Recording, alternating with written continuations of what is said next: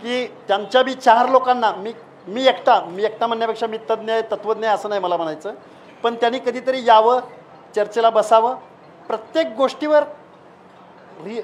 गोष्टीवर सोल्युशन आहे. मराठा बांधवाच्या तरुणांसाठी सुद्धा सोल्युशन आहे. पण मागासवर्गीयांच्या आरक्षणामध्ये तुम्हाला आरक्षण मिळालं म्हणून तुमची गरिबी हटल हे कुणी सांगितलं आहे तुम्हाला?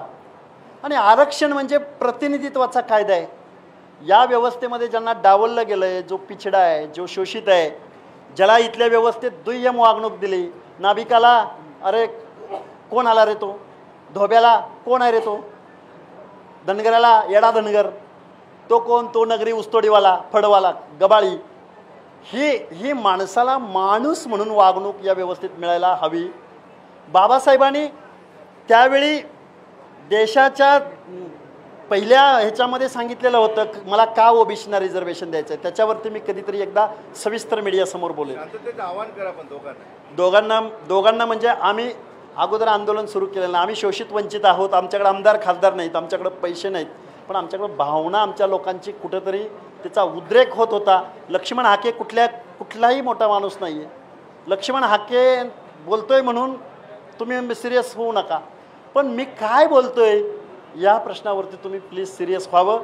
महाराष्ट्राचे मुख्यमंत्री, विरोधी पक्षनेते, 4ही 5ही 6ही पक्षाचे प्रमुख, तुम्ही निवडणुका जिंकण्यासाठी महाराष्ट्राचं राजकारण बट्ट्याबोळ करू नका. निवडणुका झाल्यानंतर सामाजिक न्यायाचं धोरण राबवा. तुम्ही बजेटचं समतोल वितरण करा.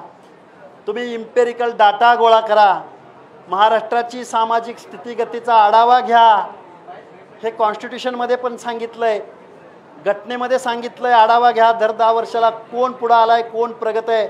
आणि मराठा समाज मागासला असेल तर मग पुढारलेला कुठला समाज आहे, ओबीसी पुढारला आहे का, या प्रश्नाचं उत्तर इथल्या जबाबदार शासनकर्त्यांनी द्यावं. सर एकच शेवटचा प्रश्न की मनोज जरांगेंच्या विचाराशी 100% सहमत असलेला संपूर्ण मराठा समाज नाही, अनेकांचा विरोध आहे, हे तुम्ही विसरता.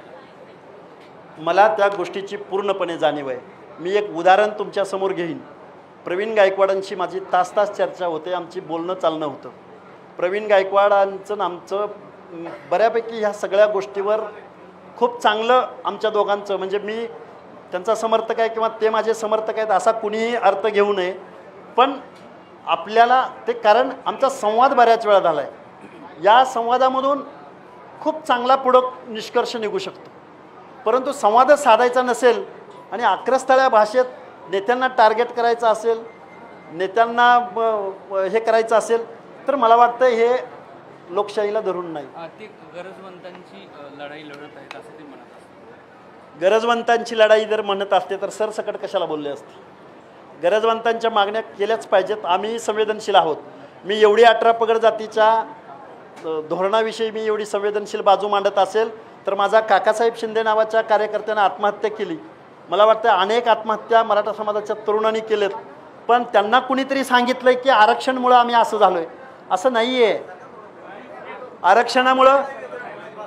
आरक्षणामुळं ओबीसी खूप पुढे गेला आहे असं नाही आहे. आरक्षणामुळं ओबीसीनी 100-200 कारखाने काढलेत असं नाही आहे. ओबीसी आरक्षण मिळालं म्हणून ओबीसीचे 5-50 जज झालेत असं नाही आहे.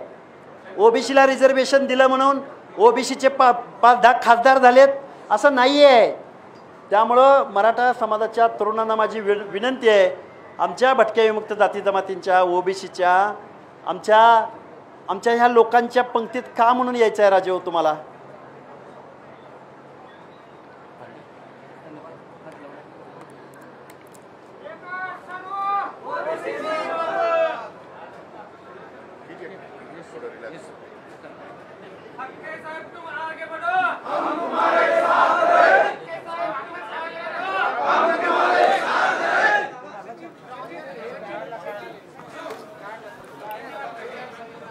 तर आपण बघतोय लक्ष्मण हाके माध्यमांसोबत संवाद साधत होते आणि यावेळेस जरांगे एका जातीची भाषा बोलतात असं लक्ष्मण हाके यांनी म्हटलेले. जातीवादी नेमकं कोण हा महत्त्वाचा मुद्दा यावेळेस लक्ष्मण हाके यांनी उपस्थित केलाय. जरांगे एका जातीची भाषा बोलताय असं देखील हाके म्हणालेले आणि यावेळेस त्यांनी मनोज जरांगे यांच्यावर हल्लाबोल सुद्धा केलेला आहे. तर आरक्षणासंदर्भात माहिती घेऊनच जरांगेंनी बोलायला हवं, ते तोंडात येईल ते बोलतात असं यावेळेस लक्ष्मण हाके यांनी म्हटलेलं आहे। याशिवाय त्यांनी कठोर शब्दांमध्ये जरांगेंवरती टीका सुद्धा केलेली आहे। याशिवाय मनोज जरांगे पाटील यांनी जी विधानं केलेली होती त्याला उत्तर यावेळेस लक्ष्मण हाके यांनी दिलेलं आहे। तर तुम्ही टार्गेट करून ओबीसी नेत्यांची घरं जाळली, याशिवाय तुम्ही खाडाखोड करून नोंदी तयार करणार का, हा सवाल यावेळेस लक्ष्मण हाकेंनी उपस्थित केलेला आहे। लक्ष्मण हाके यांनी जरांगेंना प्रत्युत्तर दिलेलं आहे।